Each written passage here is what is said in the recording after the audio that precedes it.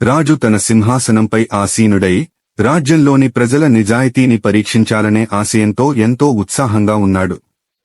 ప్రజలకు ప్రతి ఒక్కరికీ ఒక చిన్న మొక్కను ఇచ్చి దానిని ప్రేమగా పెంచాలని ఆదేశించాడు. మీరు అందరూ ఈ మొక్కలు తీసుకుని పెంచండి.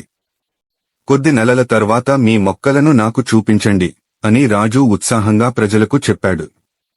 ప్రజలంతా సంతోషంతో మొక్కలను తీసుకున్నారు. బాలుడు తన ఆవిడైన మొక్కను చూసి బాధపడ్డాడు.